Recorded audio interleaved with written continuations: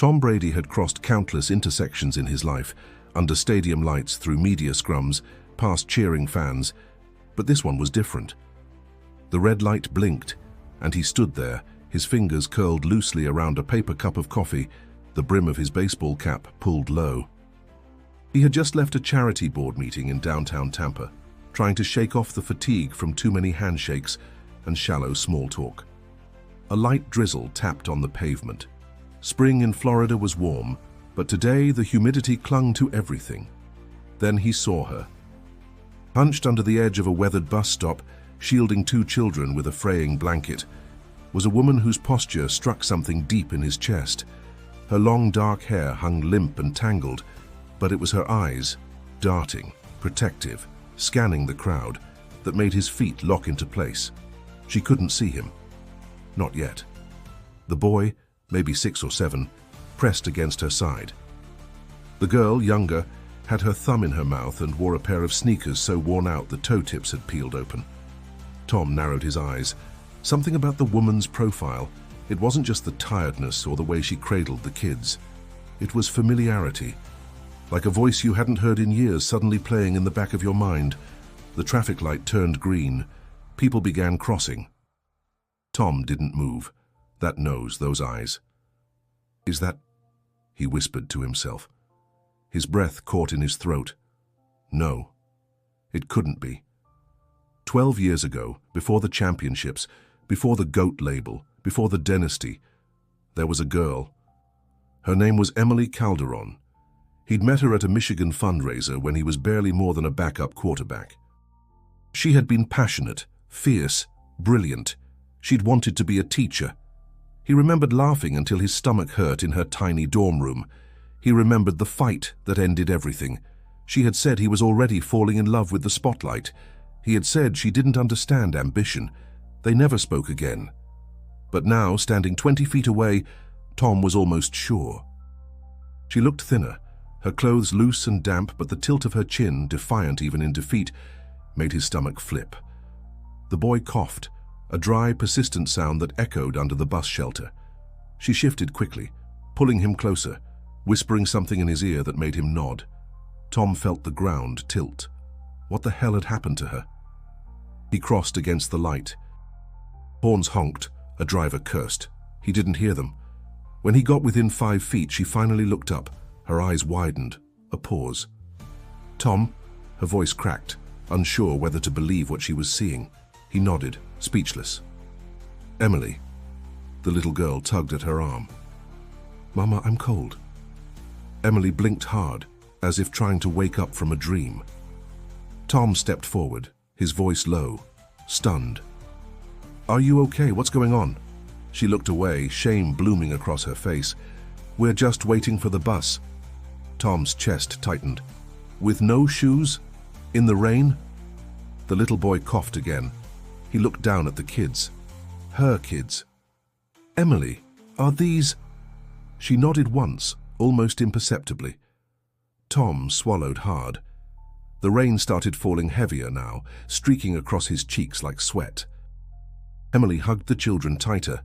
We're fine. But they weren't, and Tom knew it. If this moment caught you off guard too, there's more to come. Emily's past, Tom's guilt, and a decade of silence are about to unravel.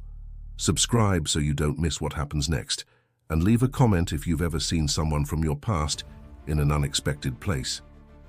They sat at a small corner table in a coffee shop 2 blocks away. Tom had ordered hot chocolates for the kids and a fresh sandwich for Emily, though she insisted she wasn't hungry. Still, he watched her fingers tremble slightly as she picked at the bread, tearing off tiny pieces but barely bringing any to her mouth. The kids sat close together on a bench by the window, both holding their cups with both hands like they were cradling something sacred. Tom noticed the boy's cough had calmed down a little. Emily hadn't said much since they arrived. She stared into her cup as if it might answer for her. So, Tom finally said, voice soft, how did this happen? Emily didn't look up. You don't have to do this. Do what? Play savior, or feel bad. You didn't cause this. I didn't, but that doesn't mean I'm walking away. Her eyes lifted. They looked older than he remembered. Not just tired, guarded like she'd built a fortress around herself. Tom leaned forward, elbows on the table. "Emily, it's been over 10 years. I never stopped wondering where you went."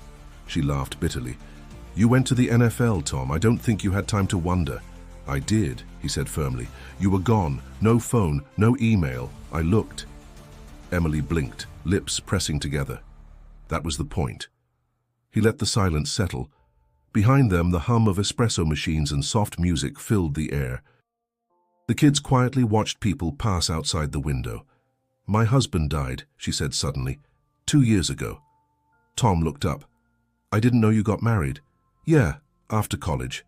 Nothing fancy. We had the kids young. He was a mechanic." She hesitated. "Got hit by a drunk driver on his way home from work." Tom's mouth opened, but no words came. He felt the weight of it in his chest. "I held it together for a while," she continued, wiping a tear from her cheek. "Worked nights at a diner, cleaned houses during the day. But when the housing market crashed last year, the landlord kicked us out. I ran out of places to go." "Your family?" "Gone. My mom passed. My dad never really in the picture." She looked out the window now. "I tried shelters. They're full. Too dangerous for the kids anyway." Tom looked at her again, really looked. The proud, fiery girl he once knew was still there, but bent under the weight of things she never should have had to carry. "Why didn't you call me?" he asked quietly. She scoffed. "You were married, on magazine covers, a life I never belonged in. That doesn't mean you didn't matter." Her fingers clenched around the cup. "What do you want from me, Tom?" He thought about that. "I don't want anything. I want to help." She shook her head. "This isn't some charity case. I'm not offering charity. I'm offering a second chance. For you. For them." He nodded toward the kids. Emily looked at them too. The girl had fallen asleep on her brother's shoulder. Her small frame barely rose with each breath. "I can't promise anything long-term," Emily whispered. "I'm not asking for promises. Just let me help for now." She looked back at him. Something shifted in her eyes. Not trust, not yet, but something softer. Maybe hope. "Okay," she whispered. Tom nodded, heart pounding. It wasn't just about helping her. It was about making right what he'd left behind. And maybe, just maybe, finding something he hadn't realized he'd lost. Tom opened the door to the apartment, stepping aside to let Emily and the kids enter first. It wasn't his main home, just a quiet 2-bedroom place he kept in Tampa for the off-season. But it was clean, furnished, and warm. The boy hesitated at the doorway, eyes darting across the hardwood floors and tall windows. Emily gently nudged him forward, her hand resting on his back. The girl clung to Emily's leg, still half asleep. "You can put your stuff anywhere," Tom said, realizing instantly how ridiculous that sounded, because they didn't have any stuff. Emily looked around slowly. "It's a lot." "It's nothing," Tom replied. "Really?" She didn't respond. Instead, she guided the kids to the couch. The boy, Daniel, she'd told him earlier, sank into the cushions like he was afraid they'd disappear. The girl, Lily, curled up beside him without a word. Tom stood awkwardly near the kitchen counter. "I stocked the fridge yesterday. I didn't know you were coming, obviously, but there's food. Whatever you need." Emily sat on the edge of the couch, her hands clasped tight between her knees. "You didn't have to do this," he shrugged. "I wanted to. I just don't want to be someone's guilt project." Tom walked over and sat across from her. "I don't feel guilty. I feel responsible. There's a difference." Emily raised an eyebrow. "We haven't spoken in over a decade, Tom." "I know," he said quietly, "and that's on me too." She didn't argue, but the silence that followed was dense. Eventually, Tom broke it. "How long were you out there?" 4 months, give or take. On the street. Sometimes in a car, sometimes in shelters, sometimes just wherever we could rest. Tom winced. "Jesus." She leaned back, closing her eyes. "It's amazing what you learn to accept when you have no other choice." Tom looked at the kids, now dozing peacefully. It struck him how quickly children could adapt to chaos, and how dangerous that was. "I've got people I can call," he said. "There are job programs, rental assistance, maybe even therapy." "No." Her eyes opened sharply. "Not yet. I can't have them thinking you fixed everything for me. I'm not trying to fix you. I need to do it on my own terms." He respected that. Hell, it was probably why he'd cared about her so deeply in the first place. Tom stood. "All right, but you're safe here. Take the time you need." As he headed toward the door, Emily called after him. "Why are you doing this, really?" He turned slowly. "Because I never forgot about you, and I'm not going to pretend like this didn't shake me to my core." She stared at him, unreadable. "This doesn't change the past." "No," he said, "but it might change the future." Tom left quietly, giving her space. In the hallway, he leaned against the wall and exhaled deeply. It was surreal. Just days ago, his biggest concern had been off-season training and an endorsement shoot. Now the woman he once thought he'd marry was asleep on his couch with 2 kids, his or not, he still wasn't sure, and his heart hadn't stopped pounding since he saw her under that bus stop. He didn't know what would come next, but something had already shifted, and there was no going back. Tom stopped by the apartment a few days later, groceries in hand. Emily opened the door slowly, her hair pulled back and dark circles under her eyes, but her posture had changed.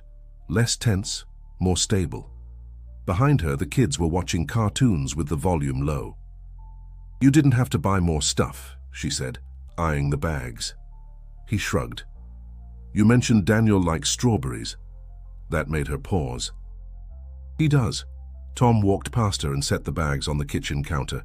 "They're in season." She helped unpack, silent for a moment, then spoke quietly. "I've been looking for work. There's a place down the street that needs weekend help." "You think they'll hire you?"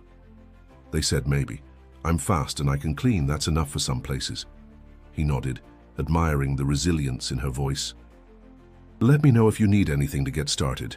Uniform, bus pass, whatever." She stopped, hands resting on a loaf of bread. "You don't need to keep doing this." "I'm not keeping score." Emily looked at him. "You say that, but part of you is still trying to rewrite history." Tom leaned against the counter. "You think I'm doing this out of guilt? I think you're used to winning. And this feels like a redemption arc." He let out a short breath. "Maybe, but I'm also here because I care. Because I remember who you were before all of this." She looked down. "That person's gone." "I don't believe that." Silence stretched between them. Then softly she said, "They're not yours if that's what you've been wondering." Tom blinked. "I didn't want to ask. I saw it in your eyes, the way you looked at Daniel. I guess I just needed to know." Emily leaned on the counter now, too. "He reminds me of you sometimes. That stubborn quiet. But no, my husband, Carlos, was a good man. He loved them." Tom nodded. "I'm sorry he's gone. So am I." The TV in the other room clicked off. Daniel appeared in the hallway, rubbing his eyes. "Mom, can I have a snack?" She smiled gently. "Yes, sweetie, in a minute." He shuffled back. Tom watched the hallway. "They're good kids. They've seen too much for their age," she said. "I've failed them more than once." "Don't say that." "It's true. They've slept in cars, gone to bed hungry." Tom looked at her. "But they're still here. With you. That says more than failure ever could." Her eyes filled with something he hadn't seen since they'd reunited. Emotion, raw and unfiltered. "I used to think I had to do it all alone, that leaning on anyone meant weakness. And now?" "I don't know," she admitted. "I'm trying to figure it out." He stepped closer. "I'm not here to rescue you, Emily. I'm here because I see you." Her breath hitched. "And I don't want to lose sight of you again." They stood like that for a while, close, unsure of what came next, but grounded by something unspoken. Eventually she nodded. "Okay, okay, okay, you can stay. Just don't make promises you can't keep." Tom smiled softly. "I won't." Emily turned back to the kitchen, her hands moving automatically now, unpacking the groceries. Tom joined her. For the first time, They didn't feel like strangers navigating old wounds. They felt like two people finally sharing the weight of the past, together. 2 months later, the apartment looked different. There were drawings on the fridge now, crayon sketches labeled with shaky handwriting, signed Daniel and Lily.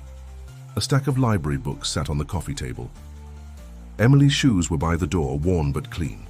And in the kitchen, Tom stood at the stove, carefully flipping pancakes as sunlight spilled through the window. Emily emerged from the hallway in jeans and a navy blue work shirt. Her hair was tied up, and there was a tiredness in her shoulders, but also pride. "You're up early," she said, grabbing a mug. "Daniel asked for pancakes," Tom replied, flipping one. "I aim to please. You spoil them. They deserve it." She smiled faintly, sipping her coffee. "I start full-time next week." Tom turned. "The hotel job?" She nodded. "Front desk. Decent hours, benefits. It's not glamorous, but it's stable." "That's more than enough." He slid a pancake onto a plate and handed it to her. "Sit." "Eat?" She raised an eyebrow. "You trying to impress me?" He grinned. "Is it working?" She didn't answer, but she sat. The kids rushed out moments later, sleepy-eyed and giggling. Lily ran straight to Tom, arms up. "Pancakes!" He scooped her up with ease. "Coming right up, Chef Lily." Emily watched the scene quietly. The man who used to belong to stadiums and sponsorships was standing barefoot in her kitchen, wearing a t-shirt with syrup on the hem. It didn't make sense, but at the same time, it did. After breakfast, she stepped out onto the small balcony while the kids played. Tom followed, coffee in hand. "It's weird," she said, watching traffic move below. "I spent so long in survival mode, I don't really know what to do now." "You live." She shook her head. "I don't know how to do that anymore." "You will." He leaned on the railing beside her. They stood in silence for a minute. "I don't think I ever thanked you," she said finally. "Not really. You don't have to. But I want to. You gave us a moment to breathe. I don't know where we'd be without that." He looked at her. "I didn't save you, Emily. You were already saving yourself. I just showed up in the middle." She nodded slowly. "Still, thank you." He sipped his coffee, then set the cup down. "I've been thinking, uh-oh. I mean it. I don't want this to end when things get easier." She turned to face him. "What are you saying?" "I want to be part of their lives and yours, if you'll let me." She studied him, really studied him. "You don't owe me anything." "I'm not doing this out of debt," he said. "I'm doing it because I care, because this feels real." Her eyes glistened. "You know I'm still figuring everything out." "Then let me figure it out with you." She looked down, overwhelmed. And then, softly, she said, "Okay." He smiled. "Okay?" She nodded. And for once, there was no dramatic kiss, no swelling music. Just two people standing quietly on a second-floor balcony, letting the past go and allowing something new, something honest, to begin. Inside, the kids were laughing. A plate clattered. Life already happening. Tom reached for her hand. She let him take it. They stood there a while longer, not saying much, just breathing the morning air and watching the sun rise over Tampa, where a second chance had quietly taken root. If this story moved you, subscribe for more grounded human stories like this. And click the video on screen. It was chosen just for you and you're going to love it.